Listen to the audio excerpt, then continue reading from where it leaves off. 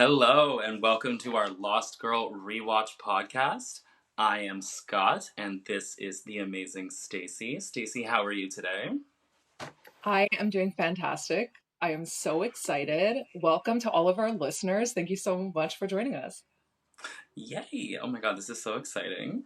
We're going all the way back to 2010 with this podcast to a little show which was a showcase original. If people outside of Canada might not know that channel, but that is a Canadian network, and it was a show that was actually funded by what was it, Stacie? The government of Canada, partially. Oh, okay. Our Cool. taxpayer dollars. Yes, which we love. Yes, it's sci-fi taxpayer dollars, and we're all about that. Okay. So we are recapping the show Lost Girl. Get the shine off of there. It ran from 2010. Move it a little closer to the center. There we go. Yeah. It ran from 2010 until 2015 thereabouts. And we are here to talk about the show, all of its themes, its folklore, and everything. We're going to go through the whole first season. I think that's funny too, actually, Scott, because that's when our friendship started too. The timelines are perfectly in sync. Oh yeah, you're right. 2010. That was right around then. Yeah, it was. And that's right. And that was how this started. You were like, Scott, not sure if you've heard about this show, but we should do a podcast about it. And I was like, girl, I gave you that show to watch. You did. Yeah, fun fact, I didn't have internet at my house, but I still wanted to watch stuff. So I would ask Scott every time he came over to bring me USBs or DVDs, as he demonstrated here for anyone who's watching the video. Literally has it on Blu-ray. She's living that Amish life. Truly. It was a good life though. In Toronto, where this show is filmed. And we might notice some scenery in the background that, is some of our old hangout spots. So I'll definitely be calling that out as we see it. A lot of stuff down Queen West. A lot of stuff down there. The only thing I didn't recognize was the church that popped up in there, but that's just because there's so many in the city, so I wouldn't know which one was which. Maybe we'll get into it, because I know most of the locations in this episode. So. Oh, okay, good. Okay. Yes, I did not look that up, so I'm glad you did. All right, so we're here to talk about Lost Girl, the show starring Anna Silk as the amazing Beau, and Ksenia Solo, I hope I'm getting that correct. Apologies to our girl if I'm not, who plays Kenzie. The two best characters, but I will say, all the supporting actors in the show are fantastic as well. Yeah, it's sort of like so many reputable Canadian actors show up in that one, in that series, and that you don't get to see too often, which makes me sad, especially the lady who plays the Morrigan. I get sad that I don't see her in more stuff. We'll have to look up her name. Yes. One thing I want to mention as well, Anna Silk, who plays the main character Beau, as Scott just said, she's also doing a Rewatch podcast right now, which is a big part of the inspiration as to why we started ours as fans and the audience of the show, the family, as Anna so lovingly refers to us as, which I love.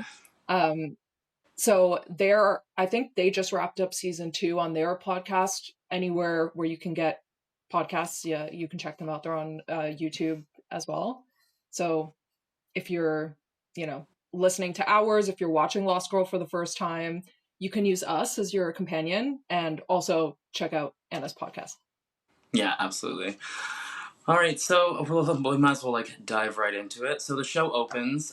This one is without a theme song, which if you've watched the show in the United States, that's actually all that they would get for it. It never had a theme song there, because Sci-Fi needed it cut down about 30 seconds so they could put ads into it.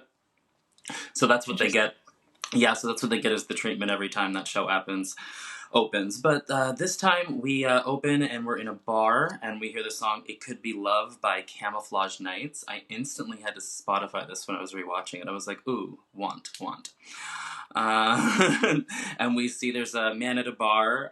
He already looks very sweaty and gross, and already I'm judging him. And he's being quite skeezy to the females in his vicinity. Yeah, so, he's gross. Yeah, so like I love how instantly they make sure to introduce you to a character. You're like, oh, I already don't care what happens to you. I hope something bad happens to you. Yeah, yeah. So I feel like the first lesson that we learn in this first scene, I have a lot of life lessons that I glean from the show, and this is number one. Do not accept drinks from strangers. Like, come on, Kenzie. Yeah, yeah. What's funny too is like Kenzie is as you will get to learn her character in the show, she's a very street smart person. And you think she would be smart enough not to take a drink from a stranger at a bar. But I know because she seems like so like with it, like she would have that street smarts. But I guess I don't know. It was because it was in the script.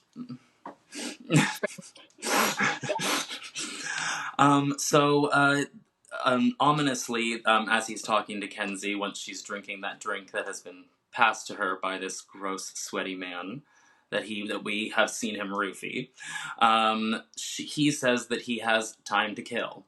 You have no idea, because he does not know what is about to happen. It's also interesting because we do, after this scene, we do go to an elevator and he attempts to do what he does to her. And the show, especially back in 2010, to basically have what is that attempted essay scene, I thought that was quite pushing the boundary for that time. as the opener of the episode, of the season, of the show. And Absolutely. never mind the WTF moment when Bo comes in and interrupts that moment and asks him for a kiss. And as an audience member, I'm imagining what it would be like to see that for the first time. And you're like, what, this is, you are not helping. What are you doing? Until you realize what's going on. When she kicks his ass in her supernatural way. Well, I think they try to inform the viewer immediately when that elevator opens, because you see the immediate change of demeanor in Bo's stance and the way that she carries herself, as opposed to being behind that bar. It's a completely different person. Like, she walked in there being like, I am going to end this person, and I'm going to enjoy it. And you could see it on her face. And even before that, like, I mean, Anna Silk is amazing, but her, when she's like noticing that this guy, he actually tried to slip, stuff into a drink for Bo, who is the bartender, and she's like, it's policy, I can't take this. And she sees from across the bar, oh, he's given that drink to this woman, I have to go help her out. But you can see that just in the look on her face immediately, that like, okay, she knows what's going down and she needs to intervene. And that's what I love about so many actors, where like it's like they didn't say a word, but they've conveyed all of their feeling and exactly what they're about to do, just by being like, just looking over into the distance, and it's like, oh, okay, I understand what you're about to do. He's in trouble now. And yeah, so Kenzie is, recording Bo sucking the energy out of this dude. You don't really understand what's going on at this point, Yeah, but her eyes are glowing blue, and we just see what the same blue energy being sucked out of him and into her. yeah, I think it's funny that at the time that the show was, airing, people weren't like live streaming on, TikTok or Instagram or whatever. So thankfully Kenzie just recorded the video with the plan to post it later. She says this is going to go viral. Oh, absolutely. Yeah, that's exactly what she says as she's doing it. And the man is now lifeless on the ground, with looking very decrepit, but also with a big creepy grin on his face, which I thought was a good way of displaying like his mind state as he died. Was he having a good time? We don't know. We also hope he wasn't. He got his comeuppance. So Bo attempts to leave, showing that maybe she's just learned to not have an attachment to anybody, because she tries to leave without Kenzie, and what about me? And so Bo decides to come back for her, which you can tell that's probably not something she's done before. And right after she puts her on her shoulder, she goes, I saw you eat some dude's face. It was amazing. I like the one-liners they give her in the show are like amazing. So many of the characters have great one-liners, but Kenzie is the queen, obviously. Yeah. So, flash forward, the cops show up to the scene. We do not know what their names are, but we can clearly see once the police get into the elevator, and one of them says, that this kill is sloppy and they do not recognize this specific kind of kill, indicating that these police officers may be cops, but they are also something else. They have an idea, but they're not sure what did it. Not who, what. So we're starting to understand, okay, we're not in a normal everyday world here. Which, though it does film in Toronto, does not take place there, because she looks on a map or something later and it says they're somewhere else. I didn't hear where, but it wasn't Toronto. I don't know if they ever actually mention where the show is supposed to be. They definitely don't say it's Toronto. No, they just mention where the glass factory is, so we can wager that it is in the United States, I think, but I can't remember where exactly she said the town was. So since it was sloppy, it shows that Bo does not know that she's not supposed to leave evidence with this kind of stuff, so she just leaves bodies wherever she goes, I guess. She doesn't know she's whatever she is, so she doesn't know she's not supposed to be sloppy. But what she doesn't know is that the cops have gotten a tape from the garage, and they see her taking Kenzie and putting her in a van and driving off. So I have to call out already outfits, and I'll do this a lot. Hale is wearing a leather fedora, which is like so ballsy. He wears a lot of fedoras in the show, as you will see later. It's kind of his signature thing. But leather is definitely a textile that is heavily used in the wardrobe in this show. Sign of the times, I think, for the fedoras, yeah. But also just I think the whole aesthetic of the show, like, it makes sense. But never with Hale's wardrobe. It's just a little detail that I noticed that I think they were still trying to feel out what the aesthetic was of each person's character. Yeah, because everyone dresses in a really distinct way. Yes, exactly. Like the character that the redheaded cop, he kind of just dresses like a regular cop, whereas the other one, he kind of dresses more like a detective. That's interesting. I didn't think about it that way. Also, I never thought of Dyson as a redhead. Strawberry blonde? Yeah, it's because at this point, which is weird because they don't actually tell you his name in the entire first episode. Because I'm sitting here like, when are they going to say his name? And they don't say either of their names actually, but their names are Hale and Dyson. Yes, they name the Dyson one's an interesting choice. I think. Yeah, it's a choice, but it's fine. All right. So Bo is at home now, panic packing, as I called it when I wrote this down, to a song "I Know What I Am" by Band of Skulls. Interesting title because she doesn't know what she is. Dude, I literally wrote exactly this in my notes. So first of all, like, I love that you're calling out, because this was me saying I need to look up what song this is because I love it. Yeah.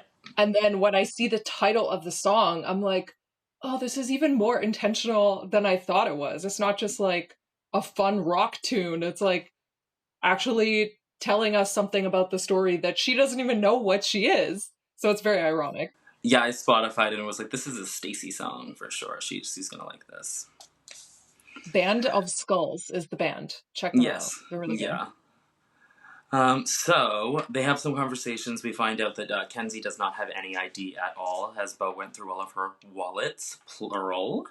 But then she tries to lie to Kenzie, saying that what happened did not happen, and then sees the video on the phone. You kids in your darn video phones. I cannot believe that video, that line. Just as 2020, in like 2024, it's like, whoa, oh my god. Yeah.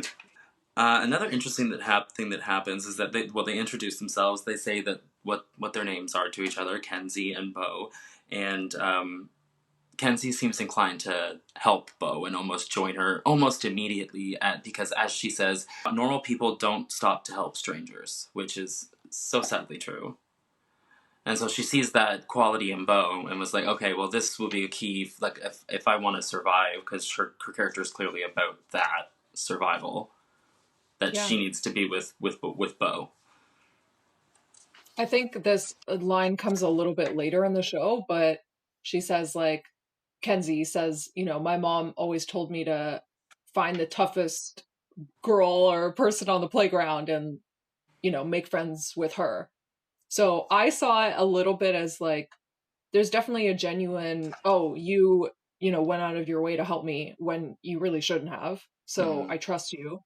But also, I think Kenzie sees an opportunity here because, like you said, and we'll get to know her character more later, but she's yeah. in survival mode constantly and just needs to find someone to kind of help her out and navigate. But also, I think she's kind of just terrified at what just transpired.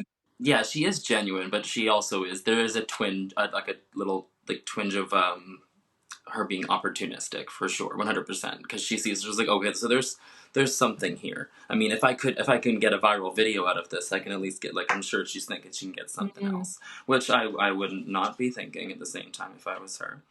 So we do come back to the police, and they have that they have that tape taking Kenzie, and we also flash back to Bo and Kenzie after that into a diner, and she passes her a note with a checklist on it. She says, "Okay, just answer this question, and it's: Am I an alien or am I a demon?" And I it's love that. yeah, My just click favorite scene. whatever. Yeah, just checks off both. So she explains to Kenzie that she doesn't know what she is, but she has a hunger that builds and she can't control. And then Kenzie goes, "Oh yeah, you should work on that." She says that's no way to live. Yes, that's right. There's no way to live. You should work on that. Then Bo, because I don't have another way of putting this, we can blame the TV show True Blood for this. Bo glamours the waitress and gets out of having to pay for what the food they just ate. We come to a bar, to a seemingly ordinary bar with the cops and a seemingly ordinary bartender, who he is played by Rick Howland, and his name is Trick. We don't know much about him until they start a conversation about what they found and the evidence that was left behind. And the bartender says that it's the beginning, as if Bo's arrival has triggered a series of events that's going to start.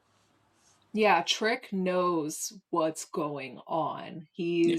It's very clear the minute you meet him that he knows exactly who Bo is. He was expecting her. So he's got some secrets. Yeah, 100%. And like, and especially rewatching it, you're like, I didn't realize that they were, because you miss stuff when you watch it the friend. Plus, it was such a long time ago that it's the beginning. It was like, Mm. oh, he really did know what was going on. Okay. So Kenzie calls her a sex superhero. All right, all right, and offers to be her manager. So they get this is while they're walking down an alleyway, at which point they reach a car, try to start packing it, and the cops show up that we were familiar with earlier. The So one there's of the I I gotta jump in here and say a couple no, things. yeah, go ahead. Um, One quote that I love. This is life lesson number 2. Kenzie says, "Learn to enjoy your shit already," Oh my which is god, like something I feel like we all need to hear sometimes. just live in the present. Yeah, Yeah, she's telling Bo that like, hey, I know this probably sucks for you because like you mentioned, you don't really understand how it works, but you can use this to your advantage. So stop being so emo, I think is what she says too, which is very cute. And I just have to mention, I have to shout out, you see a sign in the background when they're walking, um, for the Hideout, which was an old music venue in Toronto, which closed in uh, 2012 or something. I I have, recognize the sign immediately for sure. Because like yeah, that was down. Is that down Queen West? Where was that? yes, Yeah, so yes, that's why, yeah. Okay. So the police officers show up. The one with the leather fedora choice that you mentioned earlier starts to whistle at the girls, and he makes them pass out with some sort of whistling ability. We don't know what he is yet. yeah. There was not a cat call whistle, just to be clear. It's something Supersonics. supernatural. Yeah, supersonic thing that made them pass out. Hit some sort of frequency. Then we see them take them over their shoulder. Well, just put Bo into a car and say that they are taking her to see the Ash, whatever that is, or whoever that is. Hmm. So we arrive at this wonderful cathedral-looking place. I'm not sure whether it's St. Paul's or where it is in the city. I'm not sure. It's the University of Toronto. It's not Oh, a okay. church. Oh, okay. Yeah, It's kind of the perfect venue for this, like elaborate castle looking, but yeah, it's university. Yeah. Okay. Okay. So we come to find out we meet the Ash, a very very handsome man dressed in all white. And his voice, Oh that my! He does voice, so much voiceover work. He's been in so many cartoons and video games that I've played. Like I recognize his voice immediately every time. I'm like, so it's powerful. that Leonardo DiCaprio meme. Yeah. So Bo is told by the Ash to name her clan, and Bo don't know what the hell he's talking about. She headbutts the Ash, and the red-haired cop, who we'll now call Dyson, since we've already name dropped him already, growls, comes up to Bo, growls, his face changes, he grows fangs, and his eyes go yellow. There's pretty much one thing that I, even watching it for the first time, that I would assume that he was based off of that. I was like, you're definitely not a vampire. No. Something though. Yeah, for sure. Then the doctor is brought in, or a woman that appears to be a doctor, and she says that the Morrigan is coming, played by the amazing Emmanuelle Vaugier, I believe is her last name. Loved her in Saw 2, despite her silly decision to put both arms in the glass thingy. People watching it will know what I'm talking about. Yeah, it's not your type of movie, but yeah, other people will know. They will know. But I will So, say, yet again, her outfit in this scene is like the oh, most evil villainess. She's got the gloves, she's got the fur. It's like yeah, amazing. yeah, and you just know that fur came from a real animal because you can tell she's a monster. So she comes in. The doctor. Bo is taken by the doctor, who we find out his name is Lauren, to be examined. We flash to the examining room. That doctor is already touching Bo inappropriately, I must say. It's been literally 5 minutes until we find out that Bo has that effect on people. It's all good. It's fine. It's fine then. All right. Yeah, so this is when Lauren tells Bo that she is of the Fae. So this is the first time we really hear that word. That And is her the way she, genus. Yes. yes, that is her genus, not her species. Yes. So she's introducing some scientific classification jargon for us. Um, so I looked into the Fae and where that kind of word originated from. And I think we'll notice this more and more that the writers chose these words very intentionally, very thoughtfully. So the Fae, some people, it's like a short form for the term fairies, but it's actually more of a hierarchy of supernatural beings that dwell in hidden places. It has Celtic roots. I think it's interesting though that, you know, typically they would hide in like trees and caves, whereas the Fae in Lost Girl are really hiding it in plain sight. Like they take on human jobs, they look like humans if you didn't know, if they don't, change their eyes. Yes, and yes, yeah. Unless there's something called an underfey, which those ones are ancient and they're too monstrous to live in society. I guess they don't have the ability to change what they look like. Exactly. Yeah. Yes. So, um, the according to the folklore, these fae are not they're not really bad or good or malevolent or benevolent, but they interact with humans in unpredictable ways. They're kind of mischievous, but sometimes they can be your allies or, aid humans to do certain things as well. Mm-hmm. Um, and then the underfae, because you brought it up, so I'll just talk about that quickly. In Scottish and Irish folklore, they kind of group all of the fae together. So things that I'm sure you're familiar with, like elves or goblins or dwarves or fairies, they see them as kind of having a class or hierarchy structure. So some of them would interact with humans. Some of them would, hide in caves and things and not some are up to no good, some have Mm-hmm. power over others. So I think that's actually really a good background into how the Fae operate, as we will, discover more and more. And yeah, like Scott mentioned, at this point we're introduced to the Morgan and the Ash, who are, you can see they kind of have this tension in their relationship with one another. Immediately. And we find out in that conversation, the private one between Ash and the Morgan, that Bo has been apparently.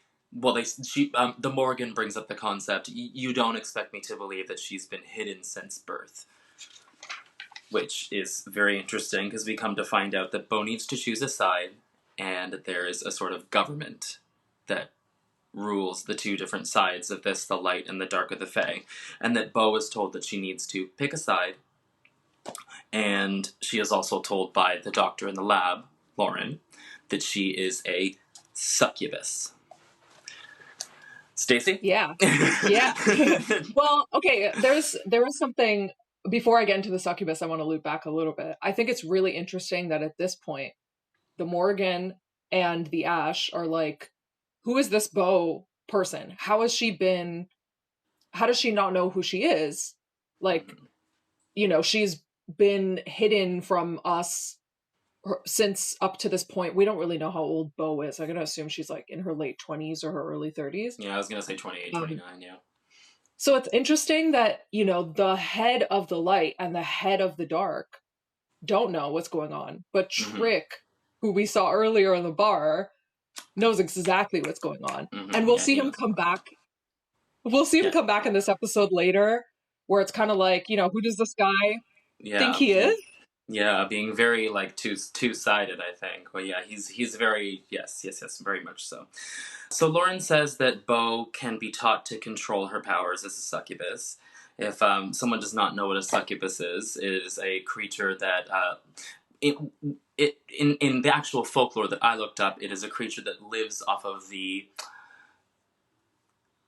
ejaculate of a man. Apparently they need that to survive. That is not the case in this show, because that would be awkward to film. Interesting. Okay. Yes. Yeah. So I did a little reading as well. So what's super interesting about a succubus is the first instance of this character in folklore originates in Mesopotamia, which is the oldest civilization that we have recorded history of. Yeah. So this is as old as folklore gets, which is very cool. So they feed off of the intimacy of humans to drain them, either leaving them exhausted or obsessed. So she can create illusions. Glamour, I think, is the perfect word that you use there. Okay. To manipulate a victim's emotions. Yes. And in later Christian tellings of, the succubus, the incubus is the male version of that. It has a lot of baggage with like sin and, female autonomy and, liberation in, a woman's body and her power, and seeing that as like dangerous, sinful lust. So that will come up a lot throughout the show. Yeah, because there's definitely no history of that in the real world. Alrighty, so I think, we are reaching around the half-hour mark here. If you want, I think now we should probably take the very small break and then come back and finish up in however long it takes to insert an ad here. Listen here, Norma Faye. We have a millennia-old two-party system, and it works just swell, because membership is mandatory. And welcome back to the Lost Girl Rewatch podcast. We are discussing Lost Girl Season 1, Episode 1. It's a Fae world? I don't remember how many. We'll cap it at 5 or 6, however many that was. You said that you wanted to talk about the Morgan a little bit. Yeah, so first of all, I love how she's already changed her outfit. So her and the Ash have their little like... It's been 15 minutes, she's already like... Her and the Ash, I will say. So the Ash, similarly to you, the Morgan's dressed in black, the Ash is dressed in white. He's got a little olive green in there. I love it. They decide, we gotta give Bo the trials so she can choose. And then they immediately do a wardrobe change, obviously. Like, let's do this, but first, I just need to go straighten my hair really quickly, and I gotta just to get changed. If you guys don't mind, I'll be back. Just give me like 15, and then we can continue this life or death trial that needs to be resolved right now. But first, an outfit change. They must look fabulous while doing it, of course. Yeah. I mean, like, if we're gonna like put people to death, we might as well be in high fashion. That is what Donatella Versace would want. Yeah. The high neck collar thing that Morgan is wearing is like peak villainess, you know? Yeah. So I love, like, this scene shows us so much about the character that she's gonna become. Like, she said, the first thing she says when she walks into the room, ew, pardon the Turkish prison chic. It's a little obvious for my taste. I mean, she's not wrong. She's so witty. She's so sassy. You know, that's going to come up over and over again. So she doesn't buy the act. She thinks, you know, this amnesia thing that you're pulling, you know, I'm not buying it.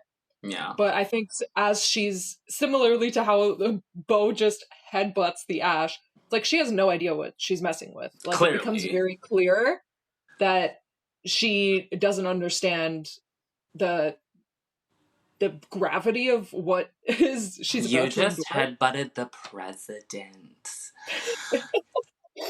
So the Morgan kind of levels with her and has this very endearing moment where she's like, oh, yes. Look, I know you've been alone for a long time, and you can either, like, we can protect you and we can look after our own, or you're going to make enemies here. So, like, be careful how you play the next few minutes. Yeah. And I'm like, she seems so honest and just, you know, straight to the point and endearing, and I love that. And Ash did not seem that way at all. He seemed kind of rude immediately. Totally. But obviously that's a let your guard down thing. I mean, that just makes sense, I would assume. Yeah. So part of this is, I think, before she even sees the result of Bo's trial, that this girl is one I want on my side, and I can use her to my advantage. So I think she's trying to play at her emotions to extract something out of her. It's a very opportunist moment. Emotions and logic, because as she said, the dark side has dental. Come on. Practical. Like, come on. Like, you need that. So I had that Morgan did not believe Bo's naivete, and Bo finds out that she is to face 2 underfae in this trial that she is being forced to go through before she can pick a side. Which, as we already went through, they're fae that do not fit in society due to their monstrous appearance, and they are also very ancient.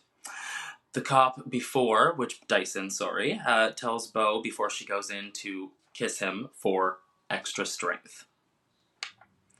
And they do, and for the first time, someone is able to stop Bo from finishing the job, as she always has done. We're led to believe this is the very first time that she has not killed somebody when doing that. She says, actually, no one's ever stopped me before. Yeah, which there we go. So yeah. So, she also says it was like the, quote, 4th of July in her mouth. That's a lot of Pop Rocks. Yeah, it was a little cringy, but also cute. It was like the 4th of July in my mouth. Yeah, no, it was great. I enjoyed it. Not like a line that Kenzie would say in Bo's mouth, to be honest. Do you think this shows more that Bo isn't as strong as she thinks she is? Or that this guy Dyson is gonna be a strong character? I think it's that she doesn't know how strong she is, but also we are led to believe that Dyson will be a strong character because he is able to stop her. So that means he is clearly powerful because no one's ever survived what she's done. Yeah. So no human, anyways. Yeah, exactly. So we come to the arena and she has to fight a Hercules-looking MF, I wrote, with 2 big hammers, and Bo grabs 2 daggers to fight him with. Solid fight choreography, and it didn't look like there was too much of a stunt double in there from what I could see. It looked like that was mostly Anna, which I think is pretty cool. She gets him at the back of his knees, and he is done. But right as soon as that happens, a creepy hand comes up and touches her shoulder, and we are transported into a forest. Which is very fairy essence, by And the way. there's a With like, filter. There's a filter change and everything. It's like Drag Race season 1 when they had like it looked like they had Vaseline on the camera. It was it was very like and you could tell you were in a different place immediately. it's in like a dream liminal realm of some sort. And to make it even weirder, there's 2 red leather chairs right behind her with a cute little tea table and a cute little man offering her tea, which is played by veteran Canadian actor Ian Downey.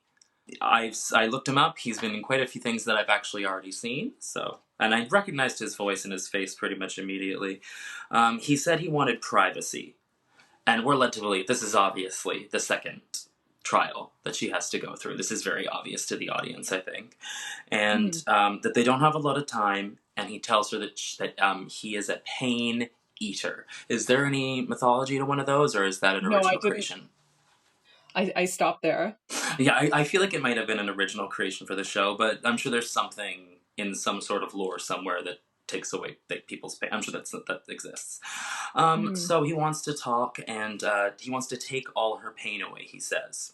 We flash back to reality, and we see that he is a tall, slender, gray-looking, very creepy-looking man with a flat, almost looking like a certain gray character from a certain awful woman book series, Harry Potter. Sorry, it looks like he who shall not be named. So, yeah, I was just about to say that. I know. I literally had a thing ready to go for that. Like it's already in the lore of that, and I didn't even use it. So he has these long, slender fingers, and we see them kind of go into her face. Which is very gross, and we go back to this fairy-looking land, and the man shows her body bags on like morgue carts, essentially, to show her all the people that she's killed over the years. Playing at her guilty conscience. Yeah, and then he starts to imply that that nobody would miss her, that she's killed so many people that she should just give in. She should have this drink, which we're led to believe that it will end her life.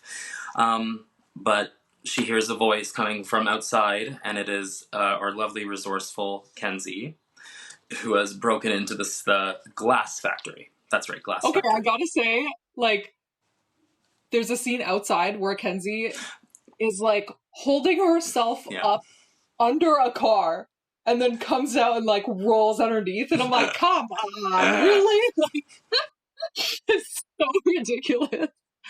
But somehow, yeah, she manages to break in. And I gotta say that, like, Bo almost seems tempted by the Pain Eater's offer. Yeah. But because Kenzie is yelling at her from, again, outside of this dream space that Bo is stuck in right now, but her voice is, like, so strong that it's getting through. Mm-hmm. Also, I'm kind of shocked as to why, like, Kenzie isn't just killed immediately at this moment before Bo snaps to... I mean, Kenzie is being, like, held by some big guy. Yeah, and then Bo, says, she's mine. Yeah, and throws, and then... Yeah. I don't think she understands what that really meant yet. Yes, everyone has taken that quite literally. Yes, she does not understand that yet. So, yes, Kenzie wakes her, and they say, you've passed your trials. You need to choose a side.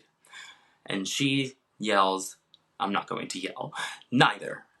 I choose humans. And really, that's because the only person that's shown her anything other than outright hostility in the last 2.5 hours has been this human who has come all this way to save her. So I choose her. Mm-hmm. I choose them. Yeah. Independent in a sea of blue and red on the left and the right. She's like, nah, I'm going to be independent, actually. Yeah, I like this gray area right here. This looks good. We flash to the Morgan, having a conversation with, I believe it's the Ash, isn't it? No, it's not that, because she says that she wants Bo dead. It is the Morgan and the Ash who are having that conversation. Okay, it is, yeah. And that she wants her dead. And then Trick shows up, which is the bartender that we met from earlier, and that she's been hit on both sides, and that they may need to end her life at one point, but they need to choose the right time to do so. Which we were relatively, this is possibly a good person, and now we're like, oh, okay, maybe not. I don't think at this point, like, all we know is bad things about him. Really. Yeah, kinda. Well, we're led to know that he knows what's going on, and until that line, we didn't know that he would ever mean Bo harm, I don't think. Right. Yeah. Right. So Bowie? Oh, okay. All right, cool, whatever. That's it. Bo and Kenzie are freed, but they're told that Bo cannot leave town. Dyson gives her his card just in case they need him in the future, which we all have a feeling they're going to need his help. And then they look at the city with all the strangers in it and say, now we know that anybody can be Fae. And Kenzie tells Bo that she's only into guys, and Bo says that she will try to contain her excitement. And that is the end of episode 1. I love that everyone's sexual orientation is made clear in the first episode. Immediately. I don't know if Bo's really shown it quite yet, but definitely, you know, she's got chemistry with the doctor, with Lauren. Mm-hmm. She's clearly got chemistry with Dyson. We know she probably leans both ways, you know? Yeah, but for sure, with that scene with Lauren, it was kind of, it like, may have been Bo being into it, but it was also her being like, oh, I can use this girl to get out of here. Which she tries to, and obviously that doesn't work. Like, there's obviously security here. Come on, girl. Yeah. We see that she uses flirtation to get what she wants. Yeah, basically. Exactly. And that pretty much wraps up this episode. Yeah, that wraps up season 1, episode 1, recapping season 1, episode 1 of Lost Girl. Yeah, my thoughts at the end. Mm-hmm. I'm interested to see how the dynamic between Kenzie and Bo will play out. These, like I said, you know, Bo and Lauren and Dyson, so the doctor and the, what did you call him? The redheaded cop. I still can't get over it. Like, is he redheaded? I don't know. Now I'm questioning everything. You know, who are they? How are they going to come back into the scene? Mm-hmm. Who is this mysterious Trick guy? And how does he, you know, the Morgan even says, like, you have no station here, old man. Yeah, why are you so shady? He doesn't seem like you have any leg to stand on here, is from what we're getting told by as the audience. Yes. There's a lot of mystery, a lot of breadcrumbs that we will be following the trail on. Yes, we will be doing that for the full, 13 episodes of this season. We will follow the bread trail together. I mean, we're a brand new podcast. Obviously, we're just starting here, guys. Yeah. So we would really appreciate if you, wherever you're listening to this, on Spotify, or if you're watching us on YouTube, subscribe, follow, leave us a 5-star rating. Yes. Tell your friends, share on social media, just like help spread the love to people who you know who already love Lost Girl, or to people who've never watched it before. My secret plan here is to get as many people to watch the show as possible, because it's so fun. It's very like escapist fun, but there's also so many layers to like unravel, and like metaphors that are going on. Yeah, and it's also really human though too, and it's got a lot of like soul, the show. Totally. Even though it's like very sci-fi, it's really about the relationships between the characters. Mm-hmm. Yeah, I always kind of seen it more of like fantasy, just because it's more like magical creatures and stuff. But yeah, no, there's definitely sci-fi elements at certain points of the show for sure. It's a little horror, a little comedy, drama, romance. There's something for everybody. We're gonna get into the romance for sure, because after all, it is a show on Showcase, and they did go full tilt with a lot of it. Yeah. So we will be on Instagram, TikTok, all the social stuff. We're still getting all these things set up. But if anyone wants to know where they can watch the show, because it's not the easiest to find on, you know, the main streaming platforms. You can get it on Blu-ray. If you're like Scott and you somehow manage to have a DVD player, Maybe you can find it on eBay or something. But we will have maybe a highlight on our Instagram of where you can, otherwise obtain episodes. Yeah, I'm trying to be. Yeah, you're just Yes. So yeah, my arm just rubbed up against my dresser, and it sounded like a really high pitched fart. And now I'm like, damn, this gonna be on the recording. I didn't hear it. Oh no, but You're the all mic, good? no, but the mic would have. I know it did. I know you did. I know you did, and I'm scared. Yeah. Let's use that clip that I just had to promote the show. Let's do it. Yeah, let's use that. Okay. All right, guys. Yeah, we're gonna sign off, and we will see you for episode 2 of Lost Girl. See you there. Bye. Bye.